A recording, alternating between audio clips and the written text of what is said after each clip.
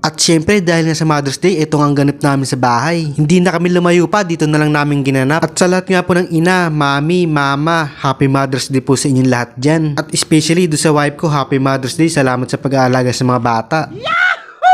At para sa akin lulutuin, naglaga na ako ng pork saka laman loob ng baka. Para nga sa amin simpleng pananghalian, magluluto tayo ng pork adobo saka pinapaitan. Dahil kung kakain nga kami sa labas, siguradong mapapamahal pa. Dito nga sigurado, Anli.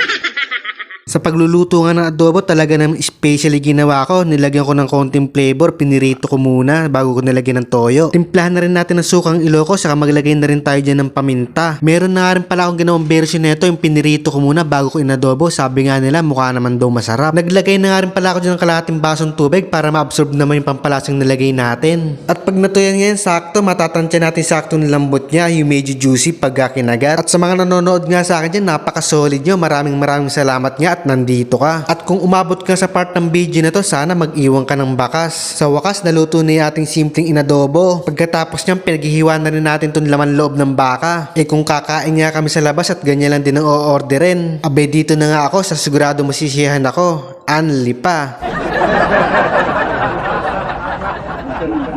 At para sa ating mga aromatics, naglagay na ako ng tanglad, bawang, sibuyas. Saka natin lagyan ng patis. Saka natin imekos-mekos yan para talaga lumabas yung sarili niyang katas. Sabi nga nila, mas makatas, mas masarap. Hindi ko na nga dinamihan ng sabaw, bali naglagay lang ako ng kalahating tabong tubig para lasang-lasa yung beef pinapaitan natin. At sa wakas mga kaputik, naluto na rin ating simpleng pananghalian. At pag ganito, sigurado sira na naman ang diet ko. At para sa ating sausawan, nagtimpla na ako ng sukang may konting bagoong. At sa wakas kaputik, ito na pinakihintay. First bite. Thank you, Lord. At kung ikaw nga hindi pa kumakain at napanood mo itong video na to, pagpasensya mo na at nagutom kita. At kung nag-grab ka sa mga ganitong putahe ng luto, huwag ka na mag-atubili, bumili ka na rin. Big shoutout nga pala para sa aking mga bagong silent buzzer dyan.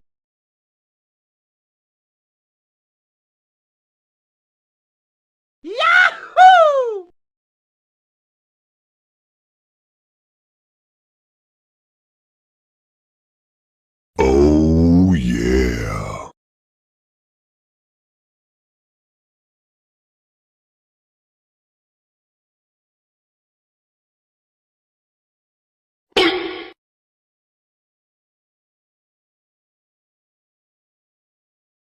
Sige nga, subukan mo.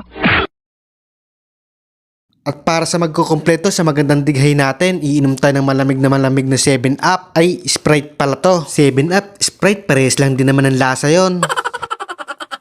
Kaya mga putik, hanggang dito na lang. Hanggang sa muli. Thank you for watching. God bless.